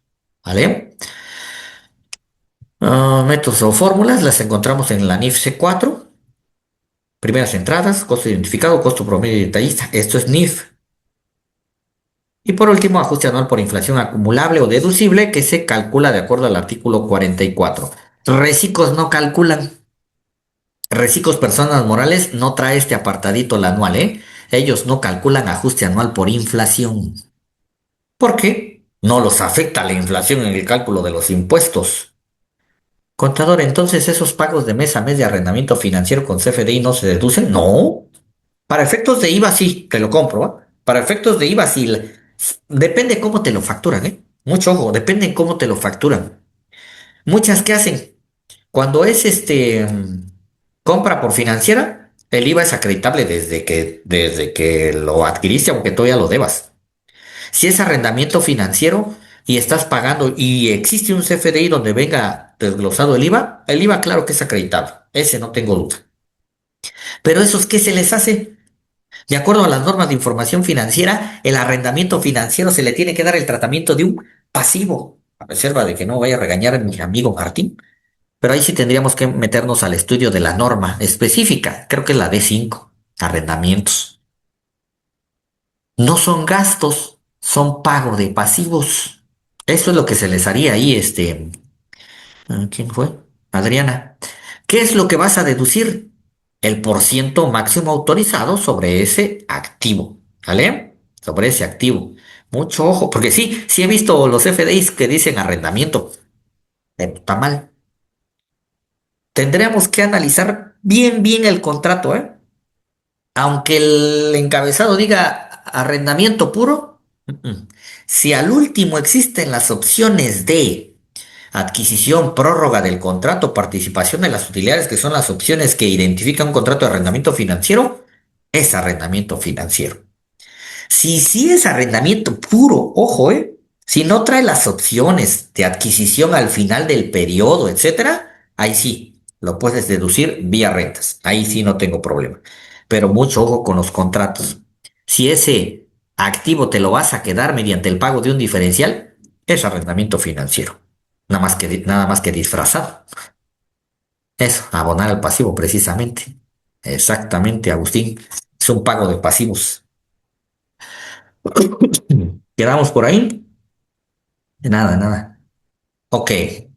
Entonces, estas son algunas disposiciones. Por ahí me voy a adelantar un poquito nada más para ver el llenado ahí del aplicativo. Si tienen fórmulas.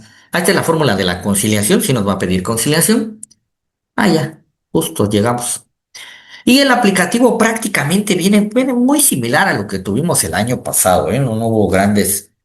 Grandes cambios, la configuración de la declaración, nos va a hacer estas preguntas y estamos obligados a dictaminar. Si optamos por dictaminar, entonces presentamos la información de la situación fiscal del 32H y ya nos aparece solito seleccionado la obligación que tendríamos de ISR personas morales.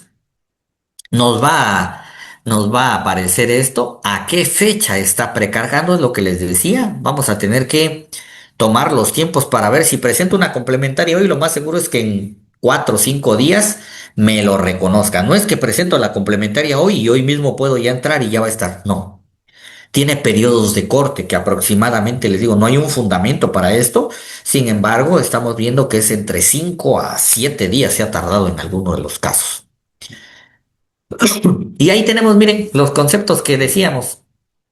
Ingresos exentos o no acumulables.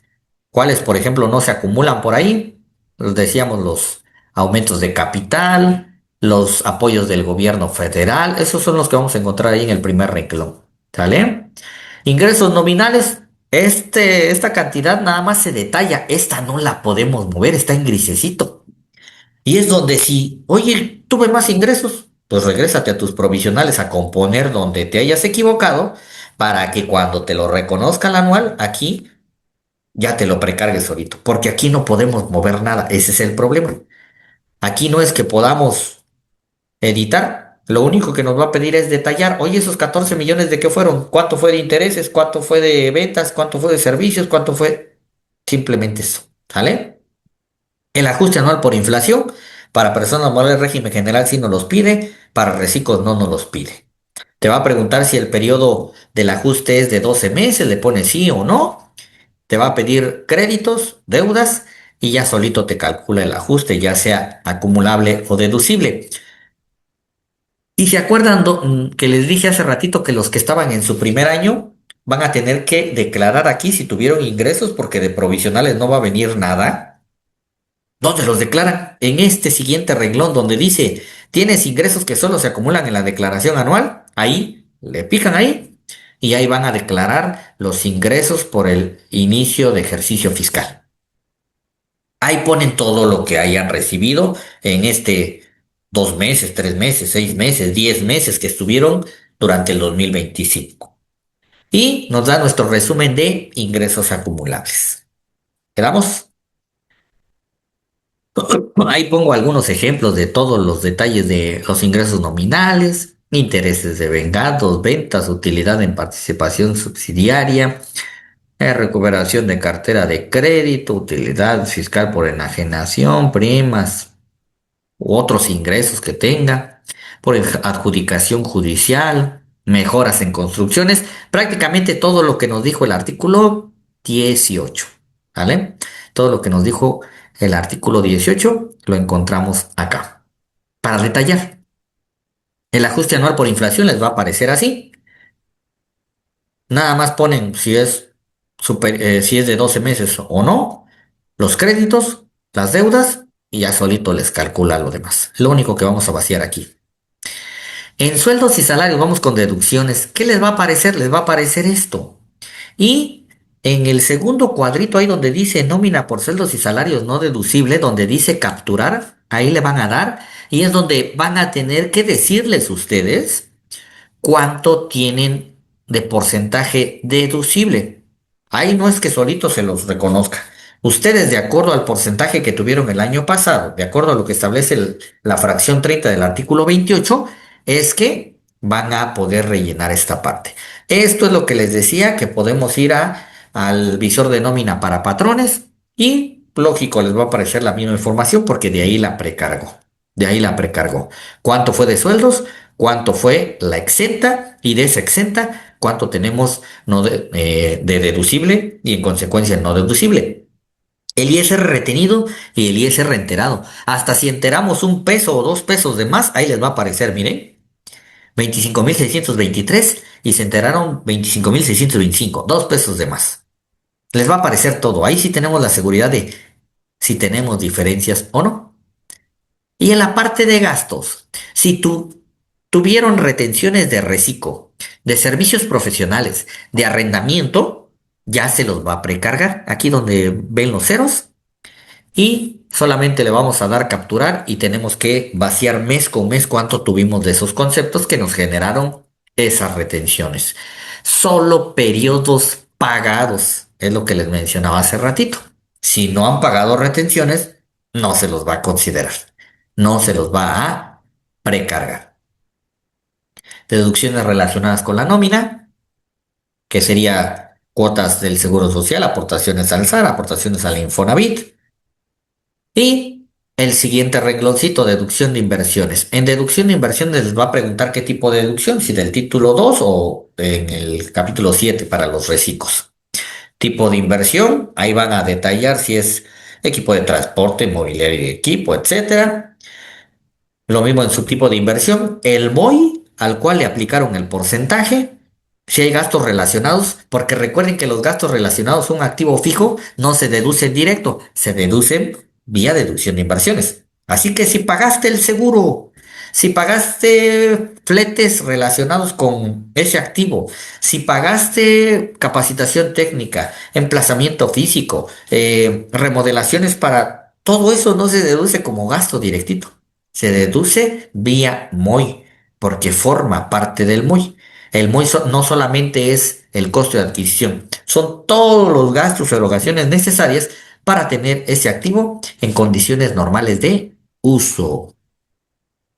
Y les va a salir algo así, ya su cálculo anual, que es la fórmula del artículo 9 que nosotros estuvimos platicando.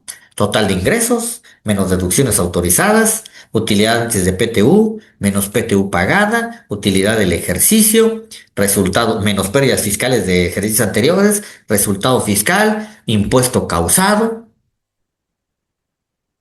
menos pagos provisionales. Y ojo, los pagos provisionales también solamente te va a precargar cuáles, los pagados. Es más, si tú no pagaste diciembre, no te va a precargar ni el ingreso de diciembre ni el ISR de diciembre.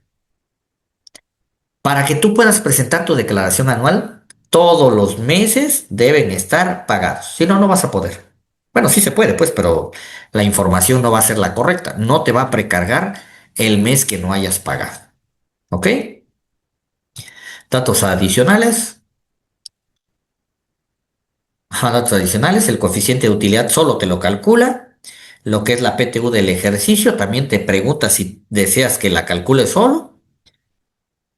La CUCA, la CUFIN, y listo. Esta sería la parte fiscal. Y también tenemos estados financieros. Ya te hace el comparativo. Aquí no copié el 25, pero está igual. 24, 25 actual. Y ya nos va a precargar todo lo que pusimos en el ejercicio 24, nos lo va a precargar solito. Ahí no movemos nada, ¿eh? No tendríamos que mover nada. Y empezamos a vaciar de acuerdo a nuestro balance general y nuestro estado de resultados. Estado de resultados acá. Y la conciliación. Ay, no. Esta es la conciliación. Conciliación entre el resultado contable y fiscal, que es donde precisamente vamos a poner anticipos aplicados, anticipos abiertos, algunos otros ingresos fiscales no contables, contables no fiscales, deducciones fiscales no contables y deducciones contables no fiscales. ¿Ok? Como se dan cuenta, el llenado del aplicativo en realidad es sencillo. Lo complicado o lo que nos va a quitar un poquito de tiempo sería nuestra preparación de los papeles de trabajo. Teniendo todo eso, el llenado se hace en 15 minutos, 20 minutos, vamos a poner. Si no se acumularon ingresos 2025, ¿se podría hacer un PPD con complemento de pago ahorita en 2026? Sí, sería la única opción que tienes. Em, Pero ¿por qué no se acumularon? No es de la empresa que me dices que empezó en 2025. Si empezó en 2025, no hagas eso, ¿eh? Mételos ahí donde te dije, donde dice ingresos que solamente se declaran en el anual. Si ya venía, ahí sí. Esa sería para efectos de que tenga un CFDI. Puedes presentar, ojo, puedes presentar provisional sin tener ese CFDI, sí lo puedes hacer. Porque hacer ese CFDI, te digo sí, pero va a tener repercusión, ¿eh? ¿Qué va a pasar cuando el SAT evalúe 2026? Te va a decir, oye, encontramos ahorita en marzo que hiciste un CFDI PPD. lo debiste acumular en marzo. Y es más, te lo va a precargar en marzo. Porque para las precargas de ISR te considera PPDs. No, ni se fija en qué fecha está el complemento. ¿Sale? Para efectos de que tú tengas soporte en contabilidad, sí lo pudieras hacer. Claro que lo pudieras hacer, pero sí, cuando te llegue ese correíto de diferencias de marzo, vas a tener que aclarar, ah, mira, este PPD corresponde al ejercicio 2025 porque el complemento dice que se cobró en 2025, el anual de 2025 sí se acumuló, aquí está el armado del anual, se tendría que aclarar más. Si no quisieras repercutir esa PPD con regreso, tú puedes presentar el pago provisional en el mes que haya sido, simplemente no te lo va a precargar, pero hay un renglón que dice, ¿tienes ingresos adicionales? Sí. Y uno de los conceptos que pudieras aplicar no es con base en el CFDI, es de acuerdo al artículo 16. Dice, cobro exigible total o parcialmente. O sea, que tú lo cobraste, lo estás acumulando no por el CFDI, sino porque lo cobraste. Eso sería, ¿vale? Ah, ¿es SC? Ah, mira, qué interesante. Para SC, el SAT te lo va a observar. Apenas tuvimos un caso aquí con una SC, que fíjense lo que pasó. Según el correíto es de esas de Vigilancia Profunda Express. Dijo el SAT, identificamos que expediste en este mes tanto y me declaraste cero. Y se hizo lo mismo, ¿eh? Fue una que se regresó. Cuando revisamos los FDIs, todos estaban en PPD. ¿Sabes por qué hace esto la autoridad? Porque la autoridad hasta este momento, bueno, el robot, no se ha fijado si eres SC. Entonces le contestamos ahí en un caso de aclaración. De acuerdo al artículo 17, último párrafo, las sociedades civiles acumulan hasta que sean efectivamente cobrados. Por lo tanto, el robot no nos debió pedir que acumuláramos el PPD y se acumuló de acuerdo al complemento. Pero sí tuvimos que presentar o tenemos que presentar una aclaración porque a la pregunta que me dices de que el SAT lo va a hacer, sí lo va a hacer. Porque sociedades civiles, aunque sean con flujo a la acumulación del ingreso, el SAT no se fija, no se han puesto a separar esta parte. Ah, las SC no les voy a mandar correos con base en PPDs, les voy a mandar correos con base en complementos. Y hasta dice la leyenda, ¿eh? Los FDIs tomados en cuenta son los pagados en una sola exhibición. Oye, pero me estás tomando en cuenta PPDs. No pues. Pero sí lo hace, ¿eh? Sí lo hace, apenas nos pasó en una. Sí, yo te recomendaría, para no contaminar el 26, ponerlo en el renglón de otros ingresos, de ingresos adicionales. Es lo que te recomendaría, ¿vale? Perfecto. Entonces, no sé si hay alguna otra duda, comentario, pregunta, queja por acá para ir cerrando nuestra plática del día de hoy. Es un tema, si se dieron cuenta, pues traté de irme así poquitos por poquitos para tratar los fundamentos que más pudimos tratar, pero es importante que también nos vayamos a la ley y estudiar cada uno de los fundamentos que les dije, el 17, el 16, 17, 18, 25, 26, 27, 28, que serían los generales, el artículo 9, ajuste anual por inflación, el 44, y pues siempre tener todas nuestras conciliaciones. Ahora es importante hacerlas con base en esos CFDIs, ¿ok? Muy bien. A ver, vamos a ver aquí el comentario. De nada, Edith. Muchas gracias. Pues gracias a todos los que se conectaron por acá. Esperemos que haya sido provechoso ahorita que ya no nos está ganando el tiempo. Todavía tenemos una semana de sistema un poquito agradable porque se va a empezar a complicar. Se va a complicar esto y entonces, pues la recomendación, ¿no? De ya irle echando prisa. Esta semana que viene aprovechenla para enviar sus anuales, las que ya estén. Y siempre la recomendación, guarden sus papeles de trabajo. Yo ahorita lo que estoy haciendo es de una vez adelantarme a esas diferencias precisamente. Lo que tiene el SAT contra lo que tengo yo y de una vez ponerle esto, el SAT lo puede considerar porque es una factura que se regresó, de una vez tener las aclaraciones necesarias porque a lo que nos estamos enfrentando ya no es a una persona, es al robot. Y el robot no piensa si es SC, no piensa nada de eso, simplemente hace las cosas en automático. Por ahí un reporte que me ha funcionado bastante y apenas lo descubrí. Fíjense cómo el Compaq tiene muchas cosas y no me había yo fijado de eso. en estas anuales nos está siendo de mucha utilidad.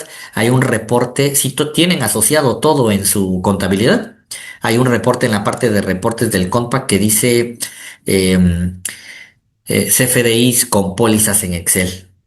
Y prácticamente sería mi resumen y con tablas dinámicas le puedo demostrar a la autoridad, mira, en la cuenta de combustibles se arma de todos estos FDIs, la cuenta de honorarios se arma de todos estos FDIs. Te los paso ahí por si les funciona, está en el Compact, CFDI con pólizas en Excel y a mí me facilitó bastante el trabajo. Pues bien, sería todo por mi parte y no sé si por aquí está el contador Berrones para poder despedir nuestro digo, nuestra capacitación del día de hoy.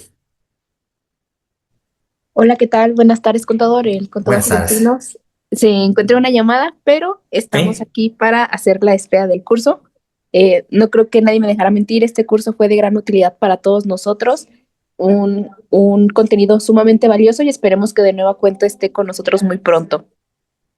Muchas gracias y pues nos vemos en la próxima. Antes que nada, no se olvide que, Ah, como dice el sí. contador Juventino, el reconocimiento para el muro de la soberbia, uno más para Claro, claro. usted. Gracias, gracias. Bueno, muchísimas gracias a todos por haber estado en este curso. Esperamos verlos la siguiente semana. Que tengan un excelente fin de semana.